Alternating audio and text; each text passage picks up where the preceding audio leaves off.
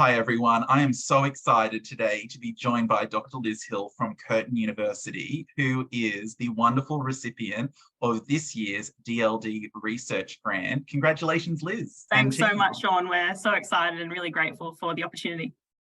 So Lizz, can you tell our DLD project friends and family about your project? What are you going to get up to?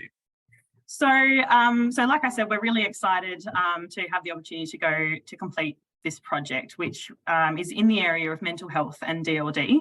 So unfortunately, we know there's a fairly high overlap of mental health difficulties amongst young people with DLD.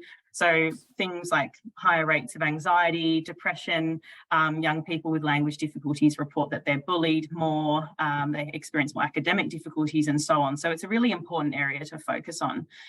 We've done some early work that indicates that parents are really concerned about their young children's mental health, so young people with DLD, but only a small proportion of those parents have actually sought out formal support or feel like there are supports available for their child's mental health. And a range of barriers are mentioned, but one of the things that's come up very frequently is that parents feel like there aren't formal mental health supports that are tailored exactly to the needs of young people with DLD. And so that's what our project is hoping to target. We are hoping to work with clinicians, so mental health professionals and speech pathologists, as well as parents and young people with DLD, to explore their experiences of mental health and mental health services, and then work with those same people to design basically a blueprint for an ideal mental health program that's tailored to the exact needs of young people with language disorder.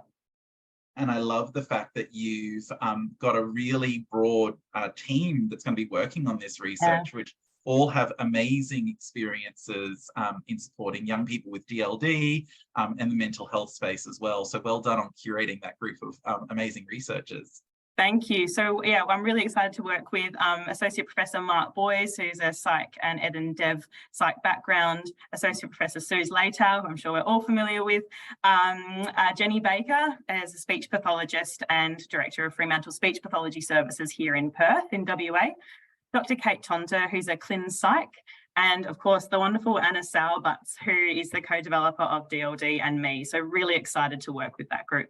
Yeah, it's a phenomenal group of people. So your project's going to kick off very, very soon. Yes. Can you tell us a little bit about, you've talked about this blueprint, as an outcome, but I mean, what are the implications? How is this going to change the work that we do for people with DLD around the world potentially? Yeah, certainly. So there are, so I'll sort of cover the blueprint first. So we know that there are mental health programs for young people that are hugely evidence-based, but they haven't been developed for young people with language difficulties.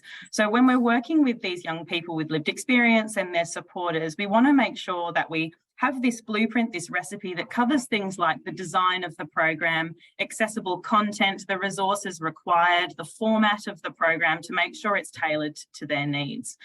So while it will be, potentially in the context of WA to start off with, we see it being relevant for young people with DLD around the world, but because it's really going to depend on the experiences of those young people, and we know from drawing on research that last year's wonderful recipient, Hannah Hobson, that she's done over in the UK and her team there, that this is going to be applicable beyond Australia to other countries too.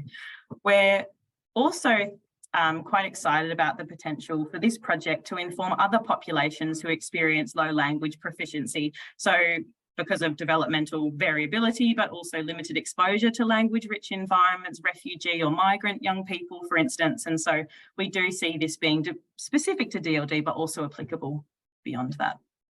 Fantastic. And I love that transferability aspect. Absolutely. And so it begs the question, why do you think it's important then to have DLD specific research grants like this?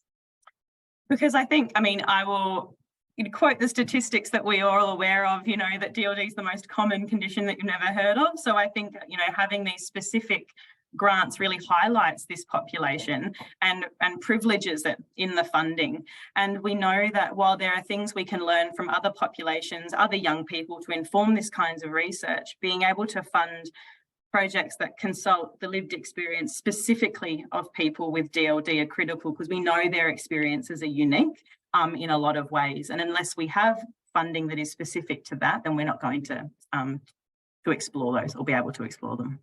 Absolutely. So I do want to say a very big thank you to everybody who attended the International Developmental Language Disorder Research Conference in 2022. It's through you signing up and participating in the conference that's been enabled us at the DLD project to fund the DLD research grant in 2023. Ticket sales are going up very, very soon for this year's conference. And again, those funds will go towards supporting the DLD research grant next year. So Liz, thank you so much for your time in sharing what your team is up to. We're so excited and look forward to hearing about your outcomes. Yeah, thanks so much, Sean.